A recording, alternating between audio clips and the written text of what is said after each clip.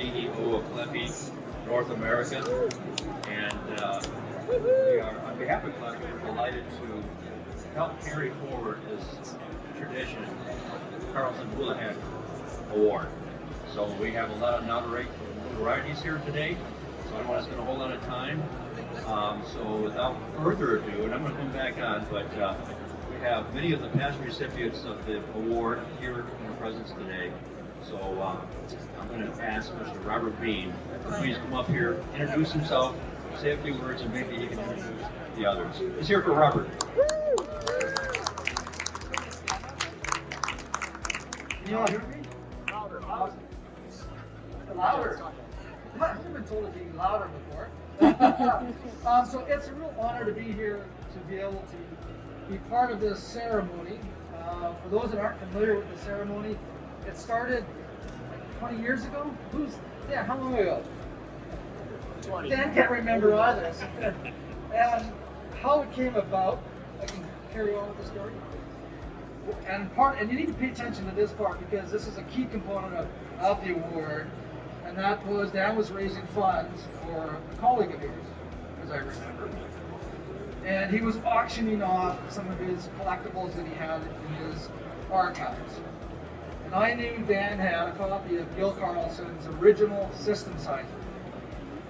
And this is a one-of-a-kind thing, it's an artifact. And I called Dan up and I said, Dan, are you going to auction off the wheel? And Dan said, no, I'll give it to you. Because that's who Dan is. And I just said, well, Dan, that's not something you can give to someone. He said, no. He says, Gil gave it to Jim. And Jim gave it to you, and you said you would give it to me. And I didn't actually think anything of it until I came home from a business trip, and there on my doorstep was a pizza box. You know, about that big. So I grabbed the box, and literally threw this artifact, I didn't know it was an artifact at the time, onto the couch, it lands on the couch, and I go about doing my business. And then I figure, okay, we should open this thing up. It's from Dad, right? So it's got to be important. So I grab a steak knife, like anybody else would, right? And I start ripping open the box, and there inside was Gil Carlson's original system set. So after about a week of sitting on this thing, I said, you know what, nobody should own this award. It should be used to recognize those in the industry that have raised funds for industry causes and have also contributed to the education of the industry from a hydronic and a steam perspective. So I called Dan up and I begged for his permission. It didn't take very long. So I think it's a great idea. And so we created the award, and that was like 20 years ago. And here we are today. We're all a little smarter, but we're all a little fatter and a little bit grayer. So the first recipient didn't even know that he was being awarded. It was Dave Yates. Dave.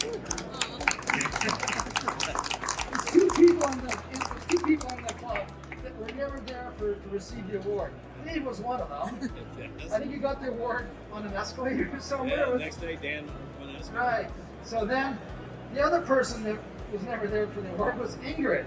But Ingrid literally on her deathbed gave an acceptance speech.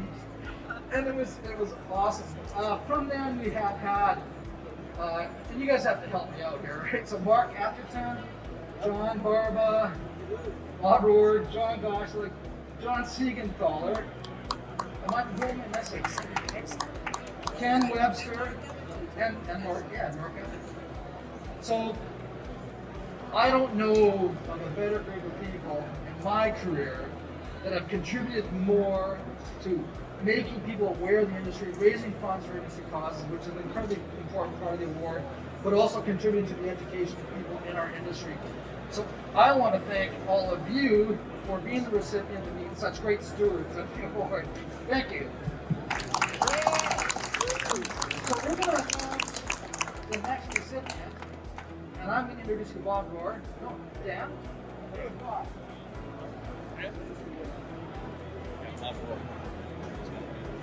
So Bob Rohr.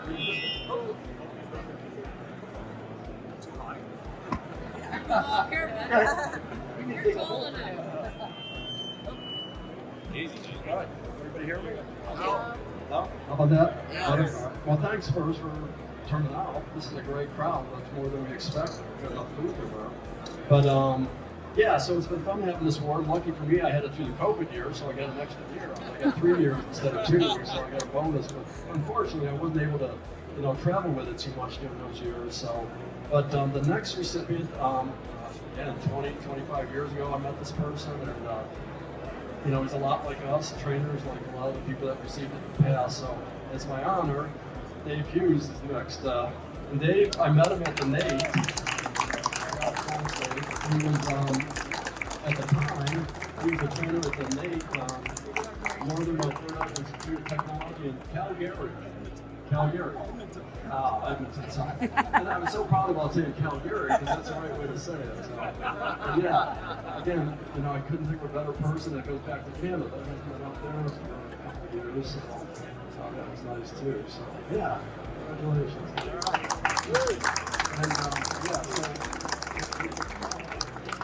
So you're supposed to do something with it every time you receive it. So I said, this whole pizza box thing is kind of drove me crazy. So I put it in a round box so you can travel a little bit easier than a big square for it. So thanks for all you do.